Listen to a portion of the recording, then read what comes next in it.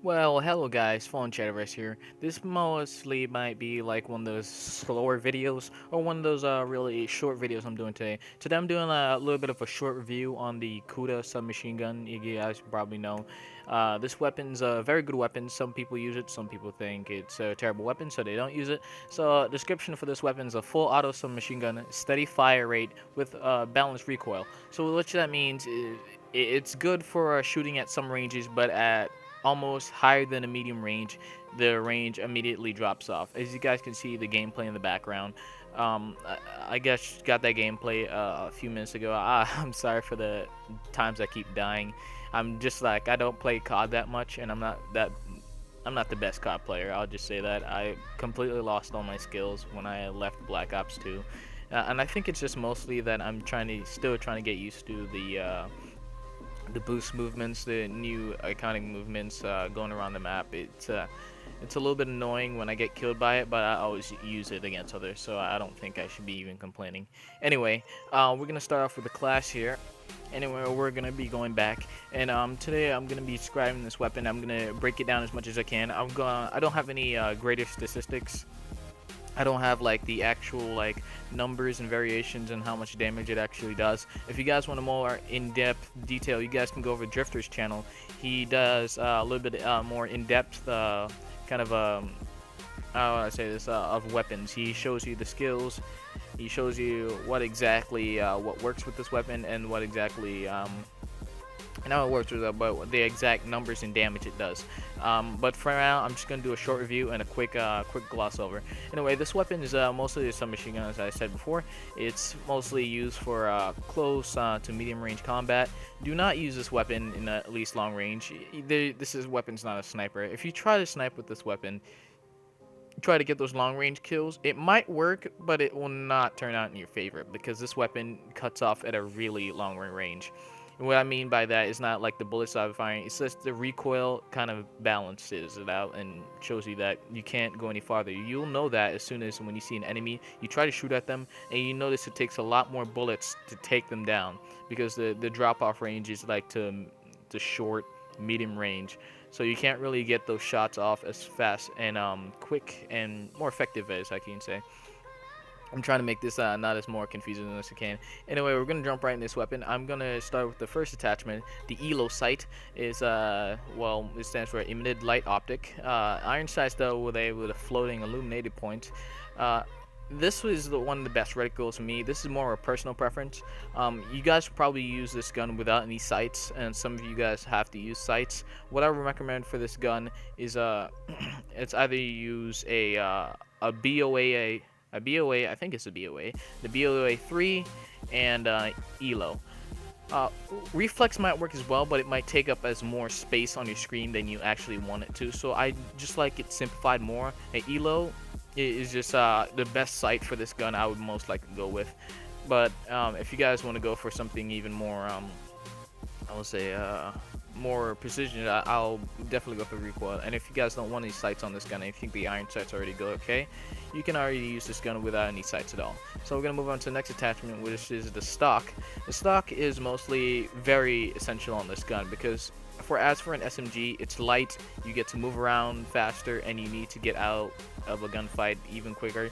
So it might even work. If you guys know anything about strafing, strafing is a more very easier thing to do. It's a very helpful thing. Strafe shot, you probably can be very accurate with it. So also I'm gonna go with a quick draw, and the aim. This is a SMG, so which means all through COD history, every COD game I ever played, on every SMG I always put quick draw on because this is an SMG and everything about this class relies on being very fast. This gun, it kind of reminds me of the PDW, but it's not. It's actually kind of more of an MP7. The more of a PDW is a Weevil because it has 50. I think what I can say right now is that 50 bullets in that one mag for the Weevil is just like the PDW 50 from Black Ops 2. It has a lot of bullets. It shoots fast. It takes longer to kill, but it has a lot of bullets. That's how I'm gonna describe it. Anyway, but you need a quick draw because when you turn around a corner, you want to have your yeah. In this game, In Black Ops 3, you have to have it be your gun first, or you'll get killed. Because if you're not fast enough to pull up your gun, and they already have the gun up and already aimed at you, there's a chance that you might die because you not be able to fight back. But if you guys are some people who uses skills to advantage, if that person's running up to you and not using any boost jumps, you can probably get a drop shot on them. If you guys get dirty down like that, you can probably get a jump shot on them. You can evade them as long as enough. You can boost off and wait for your gun to be aimed at them, because they might be a little bit disoriented where you went, because they're looking for you because you just boosted up, and they like have time to like aim at you. By the time you reach up there, you should be already aimed in at them and you get them at there. Right. So that's my kind of explanation. These next one is the rapid fire.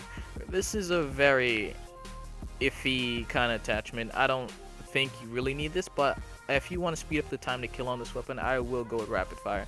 And to me, it doesn't look like there's much of a kick when I put on. I don't feel that much of recoil when I'm playing. As you guys can already see in the background, you guys can see a little bit of recoil and stuff. You can actually see that in the gameplay. I did screw up a little bit, and I think that's as well as it go. And the much as everything else, I go with the perks. I go with Ghost, so I won't be detected by any UAVs, because it's very essential when you're using an SMG like this. You need to be running around and make sure you're not being scanned every goddamn second. A Scavenger is this weapon has only like 30 bullets in one mag, so you need more ammo to even come out even using this weapon, and try your best to keep going, because as soon as you run out of ammo, you have to like scurry around, like try to find a gun on the floor, and in the process of finding a gun on the floor, you might get killed along the way. The next one is Gun Ho. I probably I don't even think you even need this attachment. Well, attachment. I mean, I don't think you need this perk at all, because I usually you can hip fire your weapon while sprinting. I never tried that. I usually stay still and strafe back and forth. I don't know if that counts. So I never tried to run and shoot at the same time, because I think it'll actually like cancel my weapon. So I need to try that a little bit more.